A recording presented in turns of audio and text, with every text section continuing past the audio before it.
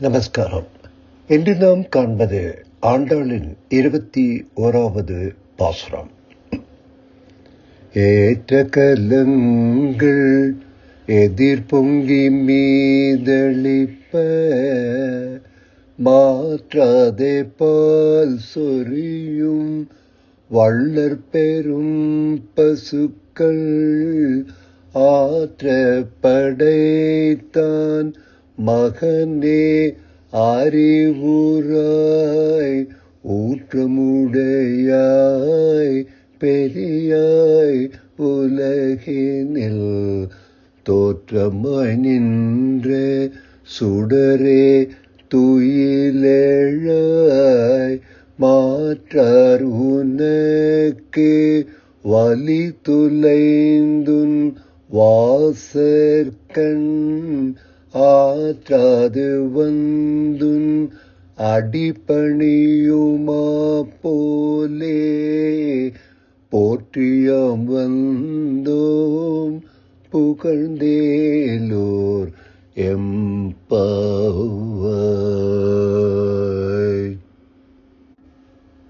கறந்த பாலை ஏற்றுக்கொண்ட பாத்திரங்கள் எல்லாம் நிறைந்து எதிராக பொங்கி மேலே வழியும்படியாக இடைவிடாமல் பாலை சொரியும் வன்மை குணம் உள்ள பெரிய பசுக்களை மிகுதியாக உடைய நந்தகோபரது பிள்ளையான கண்ணனே எழுந்திருப்பாய். அடியாரை காப்பதில் ஸ்ரத்தை உடையவனே, வேதங்களால் பிரதி பாதிக்கப்படும் திண்மை வாய்ந்தவனே, அந்த வேதங்களாலும் காண முடியாத பெரியவனே, இவ்வுலகத்திலே அவதரித்து நின்ற தேஜஸ்வரூபியே, துயில் உணர்ந்து எழுந்திருப்பாய். பகைவர்கள் உனக்கு எதிரே வலிமை ஒழிந்து உன் வாசலில் கதியற்று வந்து உன் திருவடிகளிலே வந்து விழுவது போல, நாங்களும் உன்னை புகழ்ந்து பல்லாண்டு பாடிக்கொண்டு வந்து சேர்ந்திருக்கிறோம் என்கிறார்கள் இந்த ஆயர் செர்மியர்கள். முன் பாசனத்தில் நப்பின்னையை எழுப்பியதும் அவள் எழுந்து வந்து, தோழிகளே,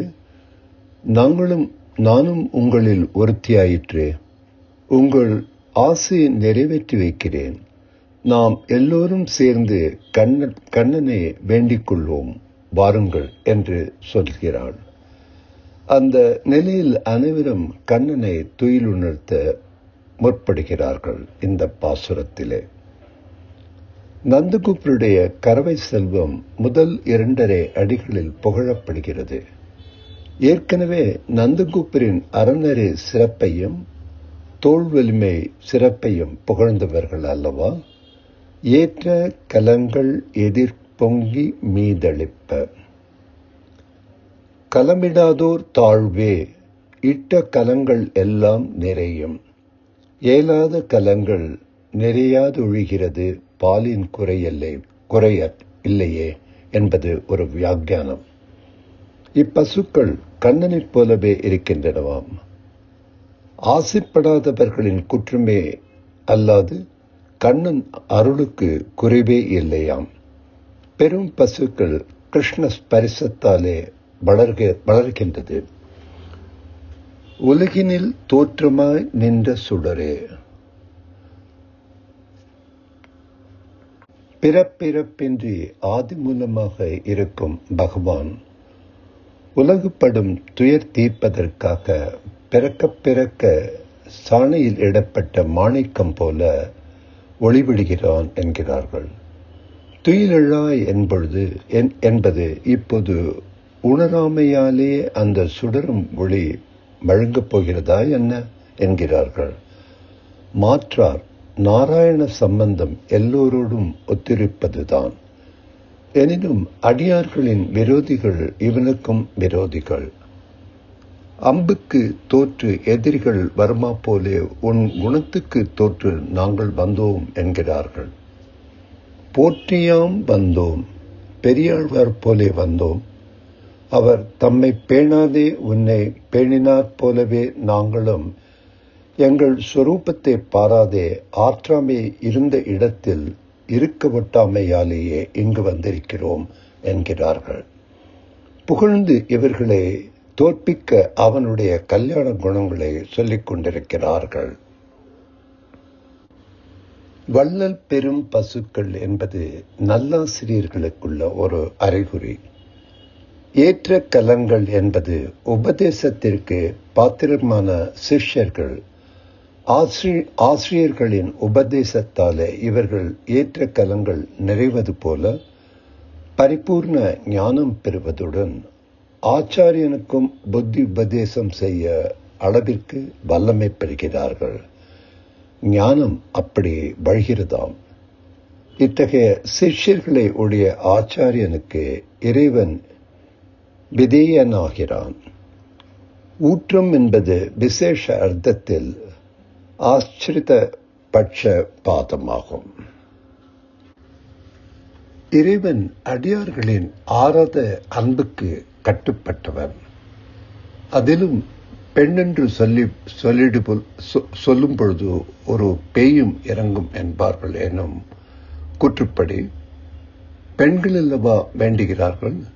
எனவே முதற்கண் நப்பின்னியின் அருளும் அவள் பரிந்துரைப்படி அவள் கணவன் கண்ணனின் அருளும் திருவாய்ப்பாடி பெண்களுக்கு கிடைத்துவிட்டன. முன்கூறிய பாசுரத்தில் இப்பொழுதே அருள வேண்டும் என்ற கேட்டவர்களுக்கு ஒரு கணமும் தாமதியாமல் கண்ணன் அருள் பாலித்து விட்டான் அன்றோ.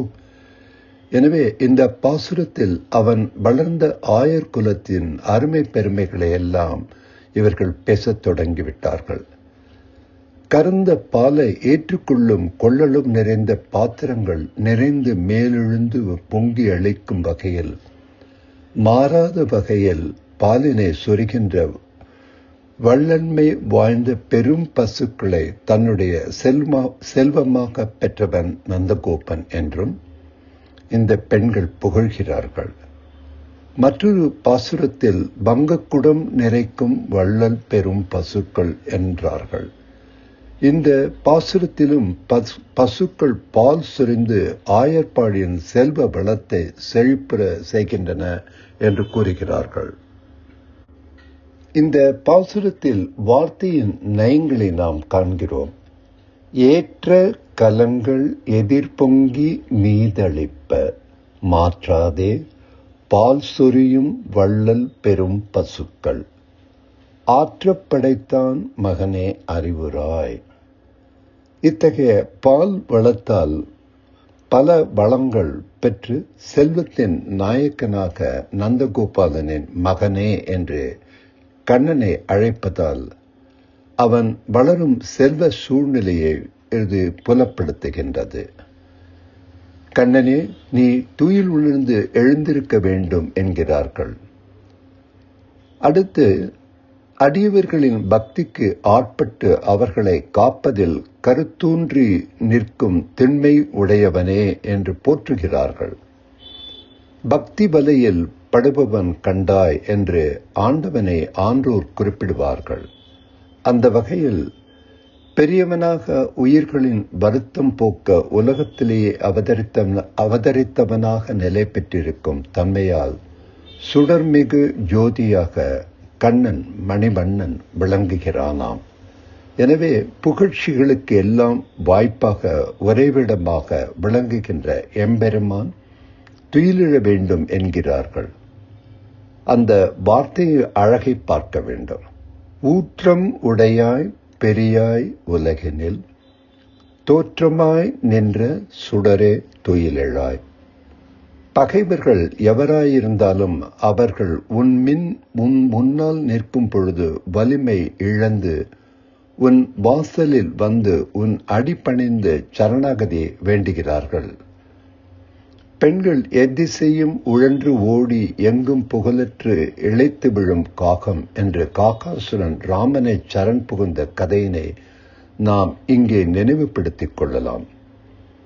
வைணவ சம்பிரதாயத்தில் சரணாகதி தத்துவம் என்பது தனி சிறப்பு வாய்ந்தது. கண்ணனின் வலிமைக்கு முன் ஆற்றாது தோற்ற பகைவர்கள் அவனுடைய பாதார பிந்தங்களே இனி உய்யும் வழி என்று கண்டு கண்ணன் காலில் விழுந்து சரண் அடைகிறார்கள். வேதாந்த தேசிகர் இந்த சரணாகதி தத்துவத்தை மிக விளக்கமாக எடுத்துரைத்துள்ளார். இங்கோ ஆயர்பாடி பெண்கள், கண்ணா, உன்னைத் தவிர எங்களுக்கு வேறு கதியில்லை, உன்னையே சரணடைய வந்திருக்கிறோம் என்று குறிப்பிடுகிறார்கள். அவன் தங்கள் சரணாகதி ஏற்றுக்கொள்ள வேண்டும் என்பதற்கு 2 ஏதுக்களை எடுத்துக் காட்டுகிறார்கள். உலகினில் தோற்றமாய் நின்ற சுடரே என்பதும், மாற்றார் உனக்கு வலி துளைந்து உன் வாசற்கண் ஆற்றாது வந்து உன் அடிபணியுமா போலே என்பதும் அவன் சரணாகதி தரத்தக்கவன் என்பதை நிரூபிக்கிறார்கள்.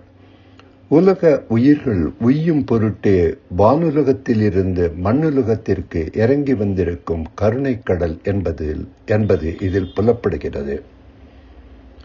கண்ணன் கழலடிகளை போற்றி அவன் அருள வேண்டுவது அவசியம் என்பதை இந்த பாசுரத்தில் திருவாய்ப்பாடி பெண்கள் வற்புறுத்துகிறார்கள்.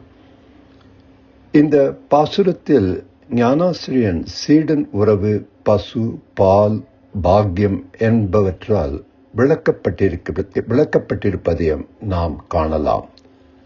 ஏற்ற கலங்கள் எதிர்பொங்கி மீதளிப்ப, மாற்றாதே பால் சொரியும் வள்ளல் பெரும் பசுக்கள், ஆற்றப் படைத்தான் மகனே அறிவுராய், ஊற்றமுடையாய் பெரியாய் உலகினில் தோற்றமாய் நின்ற சுடரே துயிலெழாய், மாற்றார் உனக்கு வலி துளைந்து உன் வாசற்கண் ஆற்றாது வந்து உன் அடிபணியுமா போலே, போற்றியாம் வந்தோம் புகழ்ந்தேலோர் எம்பாவாய். ஆண்டாள் திருவடிகளே சரணம்.